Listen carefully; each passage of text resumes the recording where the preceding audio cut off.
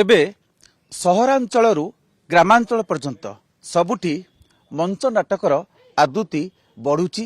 ବିଭିନ୍ନ ସ୍ଥାନରେ ବିଭିନ୍ନ ସଂସ୍ଥା ପକ୍ଷରୁ ମଞ୍ଚ ନାଟକର ଆୟୋଜନ କରାଯାଉଛି। ତେବେ ବର୍ତ୍ତମାନ ପରିପ୍ରେକ୍ଷୀରେ ମଞ୍ଚ ନାଟକର ସ୍ଥିତି କ'ଣ ଆଉ ଭବିଷ୍ୟତ କ'ଣ ସେ ସମ୍ପର୍କରେ ଆଲୋଚନା କରିବା ପାଇଁ ଆମ ସହିତ ରହିଛନ୍ତି ବର୍ଷିୟାନ ଅଭିନେତା ତଥା ନିର୍ଦ୍ଦେଶକ ଧୀର ମଲ୍ଲିକ।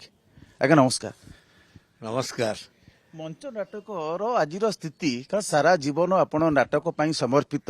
ଆପଣଙ୍କ ମୁଁ ଜାଣିବାରେ ଆପଣ ପରିବାର ବି ଏ ନାଟକକୁ ନେଇକି ଆପଣମାନଙ୍କ ପରିବାର ବର୍ତ୍ତମାନ ଆପଣ କଷ୍ଟ୍ୟୁମରେ ଅଛନ୍ତି ନାଟକ ପାଇଁ। ବର୍ତ୍ତମାନ ପରିପ୍ରେକ୍ଷୀରେ ମଞ୍ଚ ନାଟକର ସ୍ଥିତି କ'ଣ? ଆଗ ଅପେକ୍ଷା ମଞ୍ଚ ନାଟକ ବର୍ତ୍ତମାନ ଲୋକଙ୍କ ଦ୍ୱାରା ଆଦୃତ ହୋଇଛି ଏବଂ ବହୁତ ଜାଗାରେ ବିଭିନ୍ନ ସହରରେ ବର୍ତ୍ତମାନ ନାଟକ ମହୋତ୍ସବ ମାନ ଅନୁଷ୍ଠିତ ହେଉଛି। ଏଇ ଯେମିତି ଆଜି ହୀରାକୁଦରେ ଇଏ ହେଉଛି ହୀରାକୁଦ ଦ୍ୱିତୀୟ ନାଟ୍ୟ ମହୋତ୍ସବ। ତେଣୁ ଆମେ ଦେଖିବାରେ ହୀରାକୁଦ ହେଉ କିମ୍ବା ଝାରସୁଗୁଡ଼ା ହେଉ କିମ୍ବା କୋରାପୁଟ ହେଉ କିମ୍ବା ବଲାଙ୍ଗୀର ହେଉ ବାଲେଶ୍ୱର ହେଉ କଳାହାଣ୍ଡି ଭବାନୀପାଟଣା ହେଉ, ତେଣୁ ମଞ୍ଚ ନାଟକ ବର୍ତ୍ତମାନ ଲୋକମାନଙ୍କୁ ଆକୃଷ୍ଟ କରିଛି, ଲୋକ ଆଦୃତି ପାଇଛି ଏବଂ ବହୁ ପରିମାଣରେ ବଢ଼ି ଯାଇଛି। ପ୍ରାୟ ଓଡ଼ିଶାରେ 200ରୁ ଅଧିକ ନାଟ୍ୟ ଅନୁଷ୍ଠାନ କାମ କରୁଛନ୍ତି। ଆଗରୁ ଆମର 1976 ମସିହାରେ ଯେତେବେଳେ ଆମ ନାଟ୍ୟ ଅନୁଷ୍ଠାନ ହେଲା ସେତେବେଳେ ଭୁବନେଶ୍ୱରରେ 3ଟି ଥିଲା। ସାରା ଓଡ଼ିଶାରେ ଆପଣ ଦେଖିବେ 10ଟା କି 11ଟା ନାଟ୍ୟ ଅନୁଷ୍ଠାନ ଥିଲା। କିନ୍ତୁ ବର୍ତ୍ତମାନ 200ରୁ 230 ପର୍ଯ୍ୟନ୍ତ ନାଟ୍ୟ ଅନୁଷ୍ଠାନ କାମ କରୁଛି ଏବଂ ବହୁତ ନାଟକ ହେଉଛି। ତେଣୁ ଓଡ଼ିଆ ନାଟକର ଭବିଷ୍ୟତ ଉଜ୍ଜଳ ବୋଲି ମୁଁ କହିବି। କିନ୍ତୁ ଗୋଟିଏ ପକ୍ଷରେ ଯଦି ଗୋଟେ ସକାରାତ୍ମକ ଦିଗ ହୋଇପାରେ ଯେ ଅଧିକ ଆୟୋଜକଙ୍କ ସଂଖ୍ୟା ବଢୁଛି, ଅଧିକ କଳାକାର ମଧ୍ୟ ସେଥିରେ ଅଂଶଗ୍ରହଣ କରୁଛନ୍ତି। କିନ୍ତୁ ଅନ୍ୟ ପକ୍ଷରେ ମଞ୍ଚ ନାଟକକୁ ନେଇକି ଇଏ ପେସାଦାର କଳାକାର କାହିଁକି ସୃଷ୍ଟି ହୋଇପାରୁନାହାନ୍ତି? ବା ମୁମ୍ବାଇ ବା କୋଲକାତା ଭଳି ସେଠି ଯେମିତି ନିୟମିତ ଫିଲ୍ମ ଭଳିଆ ସେଠି ଯେମିତି ମଞ୍ଚ ନାଟକ ଅଭିନୀତ ହେଉଛି, ଦର୍ଶକ ଆଦୃତି ରହୁଛି, ତାହା କାହିଁକି ହେଇପାରୁନି?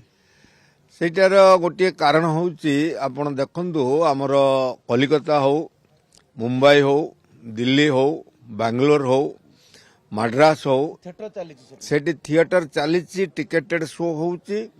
ସେଟା ଗୋଟେ ହେଉଛି କସ୍ମୋପଲିଟାନ ସିଟି। କସ୍ମୋପଲିଟାନ ସିଟିର ଗୋଟିଏ ଲକ୍ଷଣ ହେଉଛି ପ୍ରାୟ ପ୍ରତ୍ୟେକ ଦିନ 5 ଲକ୍ଷରୁ 6 ଲକ୍ଷ ଲୋକ ଯିବା ଆସିବା କରନ୍ତି। ତେଣୁ ସେମାନେ ଯେତେବେଳେ ଟ୍ରାଞ୍ଜିଟ୍ରେ ଯାଉଛନ୍ତି କଲିକତାରେ ଗୋଟେ ନାଟକ କ'ଣ ହେଉଛି ଟିକେ ଦେଖିକି ଯିବା, କାରଣ ସିନେମା ଚାରିଆଡ଼େ ହେଉଛି କିନ୍ତୁ କଲିକତା ନାଟକ କ'ଣ ହେଉଛି ଟିକେ ଦେଖିବା। ବମ୍ବେରେ ଆମେ ଯେତେବେଳେ ଯାଉଛୁ କଲିକତା, ଆମେ ସେଠି ଗୋଟେ ନାଟକ ଦେଖୁଛୁ। ସେଇଭଳିଆ ବହୁତ ଲୋକ ବିଭିନ୍ନ ଆଡ଼ୁ ଆସୁଛନ୍ତି। ନାଟକଟେ ଦେଖିଲା ବେଳକୁ ସେଠି ଟିକେଟେଡ ସେଲ୍ ହେଉଛି, ତେଣୁ ଲୋକ ସେଠି ଦେଖୁଛନ୍ତି। ମେଟ୍ରୋ ସିଟି କଥା କହୁଛନ୍ତି, କିନ୍ତୁ ବହୁ ପୂର୍ବରୁ ଓଡ଼ିଶାରେ ତ ହେଉଥିଲା ଅନ୍ନପୂର୍ଣ୍ଣା ରଙ୍ଗମଞ୍ଚ, ସେଠି ମଧ୍ୟ ନିୟମିତ ନାଟକ ପ୍ରଦର୍ଶନ ହେଉଥିଲା। ସେଇଟା ହେଉଛି ସେତେବେଳେ 1940 ମସିହାରୁ 1970 ମସିହା ପର୍ଯ୍ୟନ୍ତ ସେଇଟା ଗୋଟେ ଥିଲା ଆମ ଥିଏଟରର ଗୋଲ୍ଡେନ ପିରିୟଡ଼। ସେଇ ଜାଗାରେ କଥା ହେଉଛି କ'ଣ, ସେତେବେଳେ ଯେଉଁ ନାଟକ ହେଉଥିଲା ସେତେବେଳେ ଗୋଟେ ମାନେ ଭଲ କାହାଣୀ ଭିତ୍ତିକ ନାଟକ ହେଉଥିଲା, ଭଲ ଅଭିନେତା ମାନେ ଅଭିନେତ୍ରୀ ମାନେ ଥିଲେ। କିନ୍ତୁ ସେତେବେଳେ ଟିଭି ଆଉ ଏ ଯେଉଁ ସିନେମା ଏତେ ବହୁଳ ଭାବରେ ଚାଲିନଥିଲା। ଯେହେତୁ ଏଣ୍ଟରଟେନମେଣ୍ଟର ଅନ୍ୟ କିଛି ଦିଗ ନଥିଲା, ତେଣୁ ନାଟକ ଏକମାତ୍ର ଦିଗ ଥିଲା। ଇଭିନ୍ କି ଯାତ୍ରା ମଧ୍ୟ ନଥିଲା। ତେଣୁ ସେତେବେଳେ ଲୋକମାନେ ଟିକେଟ କରିକି ଲାଇନ ଦେଇକି ସେତେବେଳେ ଗୋଟେ ଗୋଟେ ନାଟକ 100 ଦିନ 115 ଦିନ ଚାଲୁଥିଲା। କିନ୍ତୁ ଯେତେବେଳେ ଟିଭି ଆଉ ସିନେମା ଆସିଲା, ଧୀରେ ଧୀରେ ପେସାଦାର ରଙ୍ଗମଞ୍ଚ ଗୁଡ଼ିକ ମଉଳିଗଲା। ତାପରେ ଆସିଲା ଏଇ ଯେଉଁ ଗ୍ରୁପ ଥିଏଟର। ଗ୍ରୁପ ଥିଏଟରରେ ଅଭିନେତା ଅଭିନେତ୍ରୀ ମାନେ ନିଜେ ଚଳିବା କଷ୍ଟକର, ନାଟକକୁ ନେଇକି ଚଳିବା କଷ୍ଟକର। ଏଇଥିପାଇଁ ନାଟକରେ ପଇସା ନାହିଁ ଏବଂ ଆମ ସରକାରଙ୍କର ସେଭଳି ପ୍ରୋତ୍ସାହନ ନାହିଁ। ନାଟକ ଅନୁଷ୍ଠାନ ମାନଙ୍କୁ ସେଭଳିଆ ସାହାଯ୍ୟ ନାହିଁ। ପେସାଦାର ମଞ୍ଚ କଳାକାର ପାଇଁ ପେସାଦାର କଳାକାର ହେଇପାରୁନାହାନ୍ତି। ଏଇଥିପାଇଁ ଯେତେବେଳେ ଯେହେତୁ ନାଟକଟେ ହେଉଛି ସେଠି ସେତେ ପଇସା ସେ ଅନୁଷ୍ଠାନ ତାଙ୍କୁ ଦେଇପାରିବ ନାହିଁ। ପୁଅ ପିଲାମାନେ ସେ ଅନୁଷ୍ଠାନରୁ ପଇସା ପାଆନ୍ତି ନାହିଁ, ଝିଅ ପିଲା ପାଆନ୍ତି, ଆଉ ଯେଉଁମାନେ ମଞ୍ଚ ସଜାନ୍ତି ସେମାନେ ପାଆନ୍ତି, ମ୍ୟୁଜିକ୍ ପାଏ, ଏଇ ମାନେ ମେକଅପ୍ ପାଏ, କଷ୍ଟ୍ୟୁମ ପାଏ, ନହେଲେ ଆମର ଯୋଉ ପୁଅ କଳାକାର ମାନେ ରହିଲେ ସେମାନେ ପଇସା ପାଆନ୍ତି ନାହିଁ। କୁହାଯାଏ ଏଇ ମଞ୍ଚ ନାଟକ ମଞ୍ଚ ହଉଛି ଗୋଟେ ଏନ୍ତୁଡ଼ିଶାଳା ଅଭିନେତା ବା ଅଭିନେତ୍ରୀଙ୍କର ଏଇଠି ଶିଖିବାର ଯଥେଷ୍ଟ ସ୍କୋପ ରହିଥାଏ।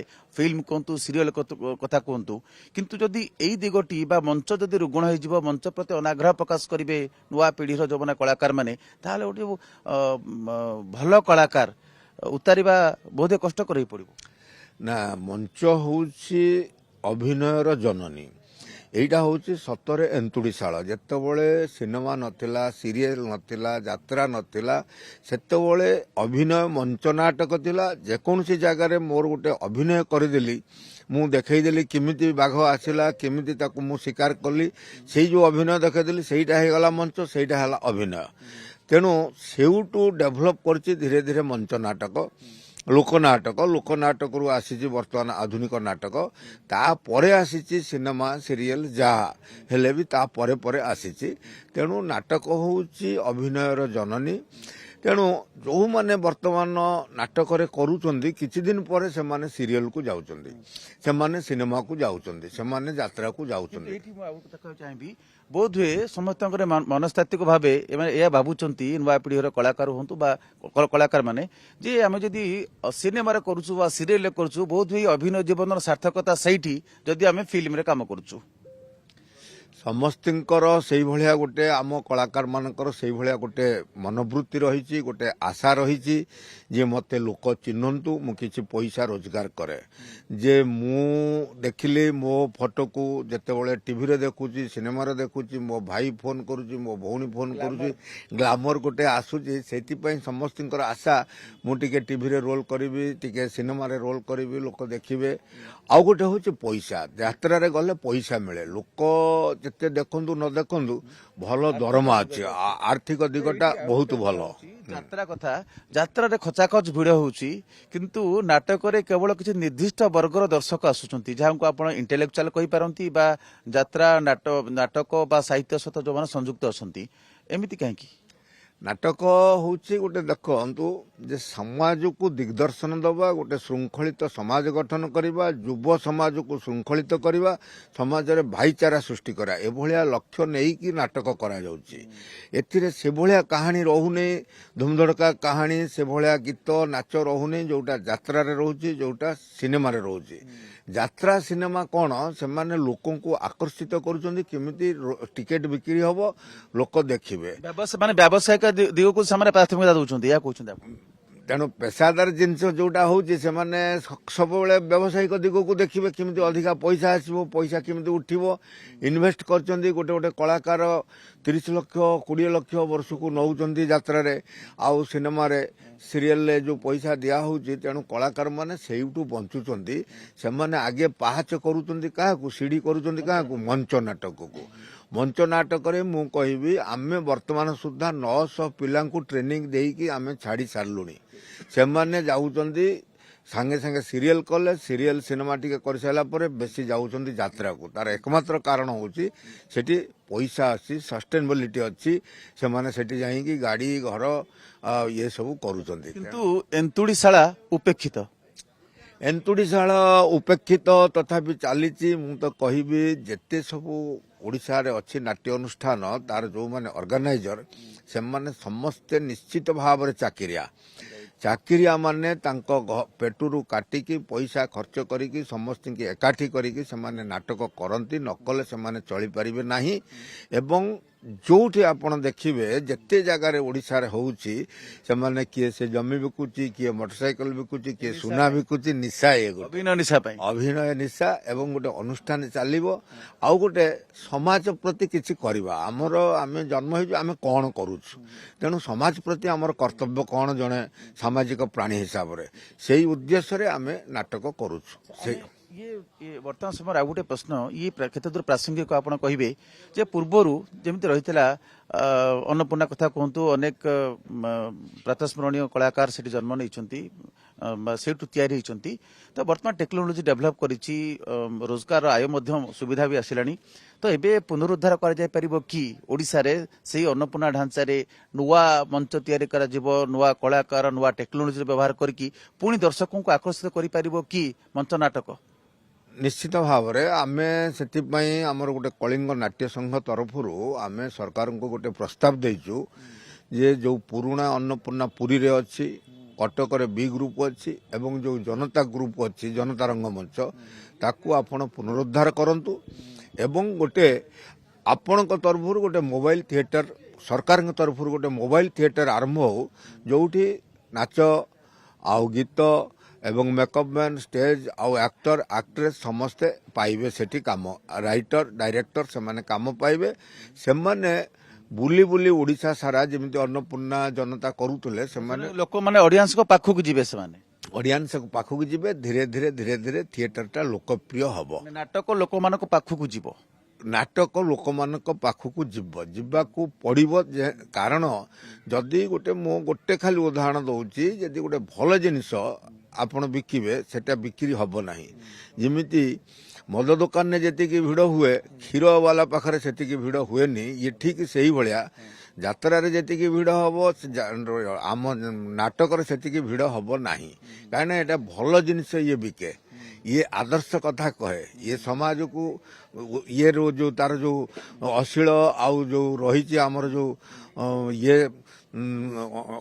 ସାମାଜିକ ଯେଉଁ ଇଏ କୁସଂସ୍କାରକୁ ଇଏ ରୋକେ, ଇଏ ବିରୋଧ କରେ। କିନ୍ତୁ ଯୋଉ ସିନେମାର ଯୋଉମାନେ ଅଛନ୍ତି ଦର୍ଶକ, ଯାତ୍ରା ଯୋଉ ଦର୍ଶକ ଅଛନ୍ତି, ସେମାନଙ୍କୁ ଡାଇଭର୍ଟ କରାଯାଇ ପାରିବ କି ମଞ୍ଚ ନାଟକକୁ, ବା ମଞ୍ଚ ନାଟକ ପାଇଁ ସେମାନଙ୍କ ମନରେ ଆଗ୍ରହ ସୃଷ୍ଟି କରାଯାଇ ପାରିବ କି ଦେଖିବା ପାଇଁ? ସେମାନଙ୍କୁ ସେଇଭଳିଆ ପଇସା ଦେଲେ, ସେଇଭଳିଆ ଦରମା ଦେଲେ, ମୁଁ ଦର୍ଶକଙ୍କ କଥା କହୁଛି, ଯୋଉମାନେ ଯାତ୍ରା ଦେଖୁଛନ୍ତି, ଯୋଉମାନେ ଫିଲ୍ମ ଦେଖୁଛନ୍ତି, ସେମାନଙ୍କୁ ମଞ୍ଚ ମୁହାଁ କରାଯାଇ ପାରିବ କି? କରାଯାଇପାରିବ। ନିଶ୍ଚିତ ଭାବରେ ଆମର ଥିଏଟରରେ ବହୁତ ଭଲ କଳାକାର ଅଛନ୍ତି, ସେଇମାନେ ତ ଯାଇକି ଯାତ୍ରା ସିନେମା କରୁଛନ୍ତି।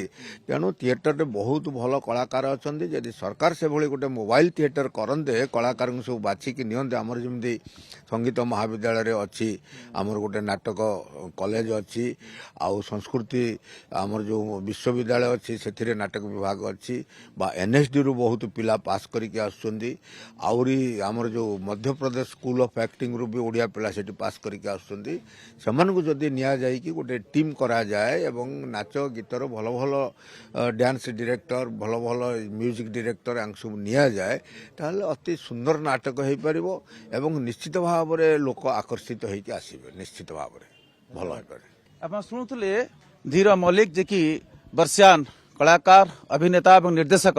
ମଞ୍ଚ ନାଟକ ସମ୍ପର୍କରେ ଯଦିଓ ଏହା ଏକ ବ୍ୟାପ୍ତ ବିଷୟ, କିନ୍ତୁ ସଂକ୍ଷେପରେ ତାଙ୍କର ମତାମତ ରଖୁଥିଲେ। ଏବେ ସମୟ ଆସିଛି ପୁଣି ଥରେ ମଞ୍ଚ ନାଟକକୁ ଫେରିଆଇ ଆଣିବାକୁ ପଡ଼ିବ ଏବଂ ଦର୍ଶକମାନେ ଯାହାକି ପୂର୍ବରୁ ନିୟମିତ ମଞ୍ଚ ନାଟକ ଦେଖିପାରୁଥିଲେ, ଏଥିରେ କଳାକାର ହୁଅନ୍ତୁ, ନିର୍ଦ୍ଦେଶକ ଏବଂ ସର୍ବୋପରି ସରକାରଙ୍କର ମଧ୍ୟ ଉତ୍ତରଦାୟିତ୍ୱ ରହିଛି ପୁଣି ସେ ମଞ୍ଚ ନାଟକର ଗୌରବକୁ ଫେରି ଆଣିବା ପାଇଁ।